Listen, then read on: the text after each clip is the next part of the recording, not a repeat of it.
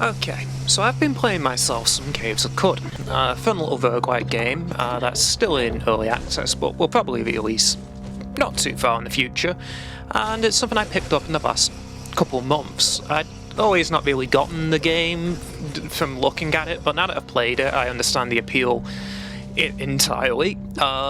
And in Qud, you cannot expect any single run to be anything like another, and that's particularly the case in this one. In this run I found the recipe to craft an item called Spray a Brain. Those of you that follow Qud on YouTube, you might recognise that item from a video done by another YouTuber, which I'll link in the description for those that haven't seen it, where he used the Spray a Brain on a security door. And what that did is it turned that security door into a living entity. It gave it a brain. As it says, it sprays a brain onto them. Well, I used it on a brick wall. Not a brick wall, a marble wall. The thing about marble walls in Qud is that they have 6,000 hit points, and a natural, I think it's like 20, maybe 30 armor value. And they're not particularly powerful in their stat line other than their massive HP. But I was like, I can do more with this. So, I gave him a name, using a mod. He is now called Moroq, and I went about equipping him in the most extravagant gear that I could possibly find. I gave him the Flume Flier of the Sky Bear. This allows him to leap across the map on direct angles. I can't really think of what I would call how he operates.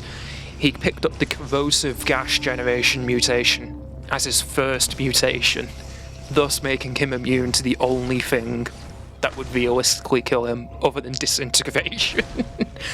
I was like, oh, this guy's sticking with me for a while. So I get some more impressive equipment than just the Flume Flier. So the very next thing that I picked up for Moroq here is that I found the recipe for the Space Inverter.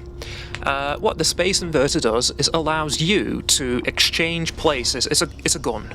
You shoot it at a guy, it fires out a little beam. If it hits the guy, you exchange places with the item or guy that you shot. So it swaps you. But if you fit a beam splitter onto the Space Inverter, what that does instead is it creates 2 clones of you for 5 turns that have all of your skills, all of your stats, and all of your equipment. And then I gave that a magnet, so that way it could float alongside Moroq and he could use it. And I also fitted it with the beam splitter, as mentioned. And then I found the recipe for an antimatter cell, so he could use it basically indefinitely. And then I found the recipe for radio powering and high capacity.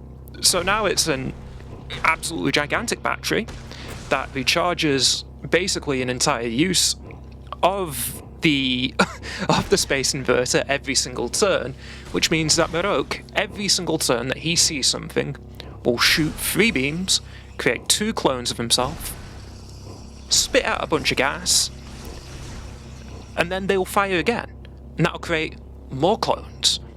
And he'll keep doing it, on and on and on, and all the while he's using the Flume Flier, darting left and right all around the map. It is true chaos. You can see in this fight that I'm having struggles trying to even comprehend what is happening here. The entire map is just corrosive gas, beams flying everywhere. And even if it hits me, I get teleported, so you'll sometimes see me just pop into the little items only view that gets rid of almost all of the detail on the map, just so I can find out where I am. Anyway, I thought I'd just share this because this is chaos. Moroq is now the main character of my run. I'm just along for the adventure. I gave him a brain, and now he's my child. I am the prophet for Moroq, who is gonna go and become the next Sultan. It's not gonna be me. I'm not gonna take down the Gersh. He is. Anyway, just thought I'd share that little story with you. I know it's been a long time since I uploaded anything. I did try to record some stuff from Dwarf Fortress Adventure Mode, but I just couldn't come up with any interesting content at the time. So, I just decided to play something else. Anyway, ta-ra now.